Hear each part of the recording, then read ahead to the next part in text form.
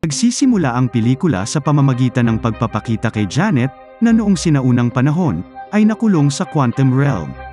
Doon, nakilala niya ang ilang natatanging halimaw na tiyak na wala sa ating mundo. Sa kabutihang palad, nang madaig si Janet ng ilan sa mga halimaw na ito, may biglang lumitaw at agad na nagligtas sa kanya. Pagkatapos, ang eksena ay lumipat sa kasalukuyan, kung saan ipinapakita sa atin si Scott Lang na naging napakapopular sa publiko mula noong sumali sa Avengers. Kahit na dati siyang ex-convict, sa katunayan ay napatunayan ni Scott sa mundo na siya ay talagang isang mabuting tao. Ngayon, nabubuhay siya ng maligaya kasama ang kanyang bagong pamilya, kasama si Hope Van Dyne. Ipinagpatuloy ni Hope ang inspirasyon ng kanyang ama.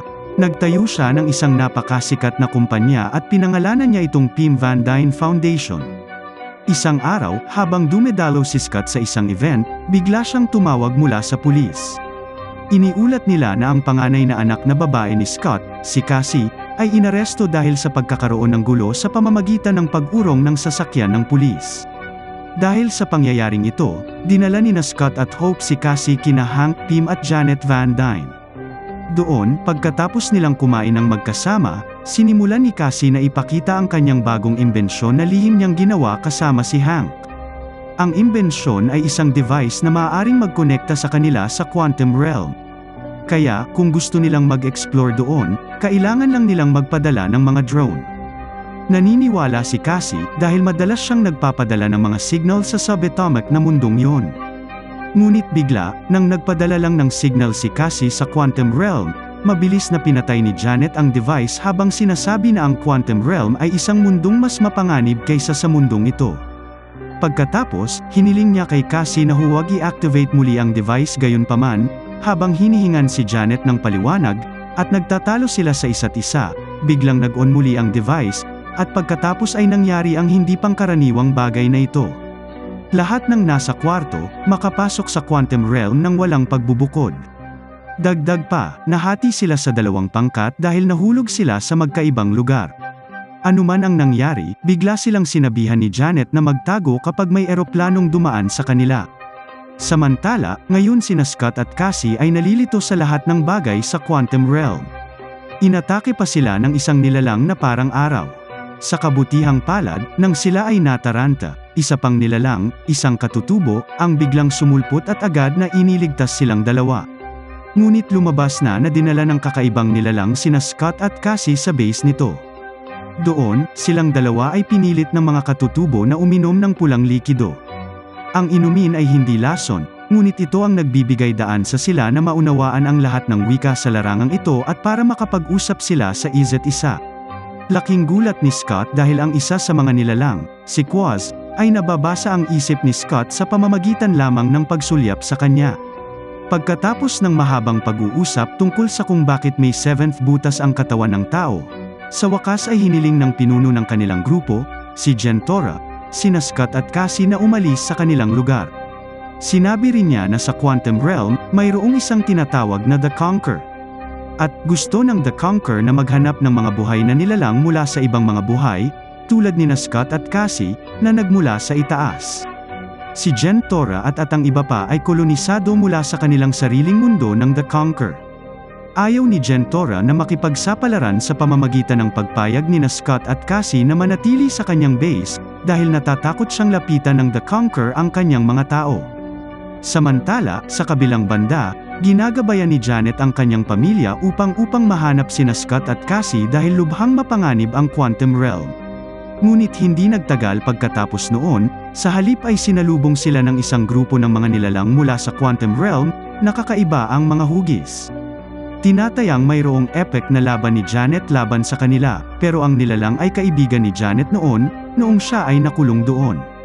Pagkatapos, sa wakas ay nakasakay na si Janet at ang kanyang pamilya para mas madali nilang mahanap sina Hank at Hope ay pinainom din ni Janet, na agad na nagpaunawa sa kanila kung ano ang pinag-uusapan ng mga buhay na nilalang sa quantum realm. Pumunta si Janet sa lugar na iyon dahil gusto niyang makilala ang kanyang matalik na kaibigan habang naririto siya, at ang taong iyon ay si Lord Krylar. Doon, bumaling si Janet kay Krylar para sa tulong upang mahanap sina Scott at Cassie na sa tingin niya ay nawala sa quantum realm. Sa kasamaang palad, si Krylar, na dating tanging matalik na kaibigan ni Janet at isang taong nang ahas na hominin ang The Conqueror, ngayon ay nasa panig na ng The Conqueror si Krylar. Yumuko siya sa kanya nang bumalik si Janet sa lupa para lang makakuha ng posisyon. Sa halip na tulungan si Janet, iniulat ni Krylar ang pagdating ni Janet sa The Conqueror at pagkatapos ay inutusan ang kanyang mga tao na arestuhin ang pamilya ni Janet. Matapos matagumpay na talunin ang kalahati ng mga tropa ni Kryla, pagkatapos ay nagpasya silang tumakas at hanapin ang kinaroroonan nina Scott at Cassie. Ang eksena ay gumagalaw at muling ipinakita ang mga tropa nina Scott at Jentora na agad na inatake ng mga tauhan ng The Conqueror. Noong una, nagplano lang si Scott na tumakas para iligtas ang kanyang anak na babae. Ngunit iba ang sinabi ng puso ni Cassie nang makita niya ang entourage ni Jentora na nalulula sa mga tropa ng The Conqueror. At, gusto man o hindi, sumali din si Scott sa laban. Agad silang nagulat sa presensya ni Darren na may kakaibang hitsura. Ang pagkawala ni Darren sa pelikulang Ant-Man noong 2015 ay nagpapasok sa kanya sa Quantum Realm. Ang bangkay ni Darren ay natuklasan ng The Conqueror, na kalaunan ay muling binuhay at binigyan ng pangalang MODOK sa barko. Ang The Conqueror ay isang taong nasa simula ng pelikula ay namamahala na iligtas si Janet, at ang kanyang pangalan ay Kang. Kaya, pagkatapos na mailigtas ni Kang The Conqueror si Janet mula sa dating halimaw, ibinalik ni Janet ang pabor sa pamamagitan ng pagligtas sa kanya. Dahil sa oras na iyon, si Kang The Conqueror ay namamatay matapos makaranas ng insidente ng pag-crash. Sa paglipas ng panahon, dahil nag-iisa sila sa Quantum Realm, sa wakas, si Janet kasama si Kang The Conqueror ay nagsimulang magtulungan upang buhayin ang barko ni Kang. Ipinaliwanag ni Kang The Conqueror kay Janet na maaaring galugarin ng kanyang barko ang anumang universo at kahit saan. At kung maayos ito, maaaring dalhin ng barko si Janet kahit saan niya gusto. Dahil dyan, sinubukan nila ang kanilang makakaya hanggang sa huli, ang kanilang mga pagsisikap ay hindi nawalan ng kabuluhan. Nagawa ni na Janet at Kang The Conqueror na lumikha ng isang energy core upang ang barko ni Kang ay makaon muli. Sa kasamaang palad, sa oras na hawakan ni Janet ang kaibuturan ng barko, biglang ipinakita sa kanya ang isang anino na naglalarawan sa masamang gawin ni Kang. Kaya sa totoo lang, si Kang The Conqueror ay isang taong may makapangyarihang kapangyarihan, ngunit ginagamit niya ang kapangyarihang iyon para kolonihin, patayin, at sirain pa ang lahat ng lugar na kanyang nakakasalubong. Sa makatuwid, nang ihatid na sana si Janet sa kanyang pagbabalik sa lupa, agad na pinanghinaan ng loob ni Janet ang kanyang intensyon dahil natatakot siya kung makaalis si Kang sa Quantum Realm, magkakaroon ng malaking kalamidad, na maaaring hindi pa nangyari sa mundo noon. Bilang resulta, dahil sa insidenteng ito, ginamit agad ni Janet ang kanyang costume para bumalik para kunin ang ship energy core ni Kang na naayos na nila sa ngayon. Sa pakiramdam na hindi siya magtatagumpay laban kay Kang, kumuha si Janet ng blue chip upang palakihin ang laki ng energy core ng barko. Naisip ni Janet na pagkatapos ng matagumpay na pagsira sa core ng enerhiya, tapos na ang lahat. Ngunit lumalabas, talagang lumikha si Kang sa Quantum Realm ng napakalaki at hindi magagapi imperyo, dahil ang kanyang lakas ay nagmula sa costume na nakuha niya noong sinakop niya ang kanyang barko. Bumalik kina Scott at Cassie, ngayon sila ay mga bilanggo sa kaharian ni Kang. Doon, sa wakas ay nakipagkita si Scott kay Kang The Conqueror. Humingi siya ng tulong sa pamamagitan ng paghiling kay Scott na bumalik na may dalang energy core ng barko, at nagbanta na papatayin niya si Cassie kung hindi sumunod si Scott sa kanyang mga utos. Bilang isang ama na mabuti at handang magsakripisyo para sa kanyang anak, si Scott ay agad na sumusunod sa mga utos at kukuha ng lakas. Ang tanging trabaho ni Scott ay magtungo sa energy core, pagkatapos ay ibalik ito sa orihinal nitong anyo. Ngunit kinailangan ni Scott na magmadali, dahil habang mas matagal siya roon, mas malala ang mangyayari. Matapos lumiit at makapasok sa energy core, nalito si Scott sa kanyang katawan na biglang naging ilang bahagi. Doon, nakita ni Scott ang mga posibilidad ng kanyang sarili. Dahil, kung malapit ito sa core ng multiverse engine, may posibilidad na bagyo. Kaya, ang bawat pagpipilian o galaw na maaaring gawin ni Scott, narito ang lahat at malinaw na ipakita sa kanyang harapan. Nagsimulang magkagulo ang sariling imahe ni Scott dahil hindi pare-pareho ang kanilang mga iniisip. Sa kabilang banda, pagkatapos ng mahabang paglalakbay, nakarating na ngayon si Janet at ang iba pa sa energy core ng barko. Doon, si Hope, na nakaalam sa pag-iral ni Scott, ay agad na nagpasya na lumahok sa energy core. Sa kabutihang palad, noong si Scott ay nahihirapan dahil sa mga kaguluhan na nilikha ng kanyang ilusyonaryong mga anino, agad niyang napagtanto na ang kanyang anak na babae ay nasa panganib dahil siya ay dinala bilang isang bilanggo ni Kang the Conqueror. Si Scott ay naudyukan nito at ang pag-iisip na iyon ay maaaring makapagpasaya sa kanya ng iba pang mga anino at magtulungan upang tulungan si Scott na makuha ang pangunahing lakas. Nang maramdamang hindi aabot si Scott, biglang dumating si Hope at agad na kinuha si Scott upang magtulungan para makuha ang core ng enerhiya ng barko. Sa kasamaang palad, nang magkabalikan sila at nakuha ang energy core, nag-aalala pa rin si Scott sa kalagayan ng kanyang anak at nag-aatubili na ibigay ang energy core kay Janet. Hanggang sa wakas, bumagsak ito sa harap nila at agad na kinuha ang energy core. Samantala, si Hank, na naghihintay sa kanila sa barko, ay nagulat sa presensya ni Darren na agad namang umatake sa kanya. Sa kasamaang palad, si Kang ay masyadong makapangyarihan, at ang pinagsama-samang lakas ng mga ito ay walang halaga kay Kang na mananakop. Nagawa ni Kang na dalhin si Janet sa kanyang kaharian, habang si Hank Pym ay natalo rin ng MODOK. Gayunpaman, mula sa itaas, ipinapakita sa atin ang anino ng isang malaking langgam. Sa kabilang banda, si Janet ay dinala ni Kang sa kanyang imperyo. Doon, nagtanong si Kang tungkol sa kung ano ang nakita ni Janet nang hinawakan niya ang energy core.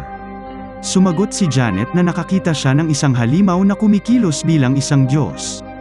Gayunpaman, ipinaliwanag ni Kang na sinusubukan lang niyang patayin ang kanyang sarili, o isang bersyon ng kanyang sarili na naninirahan sa isa pang multiverse, na sa hinaharap ay maaaring sirain ang buong multiverse anumang sandal. Gayunpaman, ayon kay Janet, ito ay katumbas ng pagpatay ni Kang ng hindi mabilang na mga inosenteng tao sa iba pang multiverses.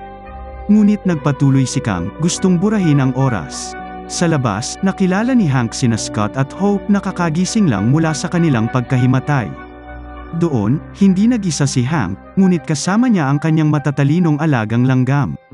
Lumalabas na ang mga langgam ay pumasok sa parehong quantum hole ngunit lumabas sa ibang oras, dahil sa time dilation, na nagtagal ng libu-libong taon mas maaga. Hanggang sa wakas, umunlad sila at sinubukang makipag-ugnayan kay Hank sa pamamagitan ng earpiece. At sa panahong ito, ang sibilisasyon ng langgam ni Hank ay napaka-advance. Ang mga langgam na ito ay umunlad at umunlad upang lumikha ng mga sibilisasyon sa loob ng libu-libong taon. Ngunit kung nasaan sila ngayon, ang talagang pinagdaanan ng mga langgam ay isang araw lang. Samantala, sa kabilang banda, si Cassie, na dinadala sa kulungan, ay nakatakas at agad na nailigtas si Jentora. Matapos matagumpay na mapalaya si Jentora mula sa bilangguan, agad nilang ipinatawag ang mga tropa ni Jentora na nasa labas ng punong tanggapan ni Kang. Si Jentora at ang kanyang mga tropa sa loob, ay sisikapin ngayon ang kanilang makakaya upang lipulin ang mga tropa ni Kang. Habang one-on-one si Cassie at nakikipaglaban sa M.0D.0K. Sa kabilang banda, muling ipinakita sa atin si Kang the Conqueror na nagsisimula ng ihanda ang kanyang barko para umalis sa Quantum Realm. Mula sa labas, sinimulan ni Scott na baguhin ang kanyang katawan sa isang higanti at pati na rin pangunahan ang mga katutubong nilalang sa aksyon ng pag-atake sa punong tanggapan ni Kang. Samantala, sa wakas ay makakasama na ni Jentora ang lahat ng kanyang tropa habang iniimbitahan ang kanyang mga tropa na bumalik sa kanilang pwesto. Nagsimula sila ng digmaan at nilabanan si Kang ang mananakop. Matapos matagumpay na talunin ang MODOK dahil sa nagiging higanti, pinayuhan ni Cassie ang MODOK para maging mas mabuting tao, tulad ng Avengers. Samantala, napagtanto na malapit ng ilunsad ang barko ni Kang. Sa wakas ay nagtulungan sina Scott at Hope upang hadlangan ang plano ni Kang na tumakas. Si Kang the Conqueror ay naiinis sa buong bagay na ginawa ni Scott at ng iba pa. Sa wakas, pumasok si Kang the Conqueror at nakipaglaban silang lahat doon. Nang makitang hindi kayang labanan ng mga katutubong nilalang ang lakas ni Kang. Ngayon ay agad na kumilos ang superhero family upang labanan si Kang the Conqueror. Habang ang tatlong superhero powers ay nalulula pa rin laban kay Kang the Conqueror, sa pagkakataong ito ay nagpakita ang matanda kasama ang kanyang mga combat ants, siya ay si Hank Pym. Salamat sa tulong ng napakalakas na kapangyarihan ng langgam ni Hank, at kasama ng MODOK na nagsakripisyo ng sarili, sa wakas ay natalo si Kang ang mananakop. MODOK, na naghihingalo. Sinabi niya na kahit papaano ay nagbago siya sa isang mas mabuting tao. Sa sandaling iyon, agad na ipinaalam ni Janet sa kanilang lahat at sinabi sa kanila na nagtagumpay siya sa paglikha ng portal upang makabalik sa lupa. Matapos makabalik ang lahat, maliban kay Scott, biglang nagpakitang muli si Kang the Conqueror na nagdulot ng hindi maiwasang away sa pagitan nilang dalawa. Sa kabutihang palad, noong na-corner si Scott, dumating si Hope sa tamang oras at agad na tinulungan si Scott na lumaban kay Kang. Sa huli, tiyak na mapapahamak si Kang ang mananakop. Pagkatapos, pareho silang bumalik sa lupa. Sa mundo, ngayon ay bumalik si Scott sa isang napaka-normal at masayang buhay kasama ang kanyang superhero na pamilya. Ngunit gusto pa rin ni Scott na isipin ang mga salita ni Kang, na kung hindi siya aalis doon, guguluhin ng iba niyang sarili ang multiverse. Ngunit sinusubukan niyang patuloy na mag-enjoy at huwag masyadong mag-isip tungkol sa mga bagay na hindi pa nangyayari. Wakas, marating salamat kaibigan sa patuloy na pagtangkilik at pagsuporta sa ating channel na Tagalog Pinoy Movie Recap. At kung sakaling ngayon lang tayo nagkatagpo sa pamamagitan ng video na ito ay please lang huwag kalimutang mag-like, mag-subscribe at pakipindot na rin ang bell. Hanggang sa muli, ako si Richard Belen, goodbye.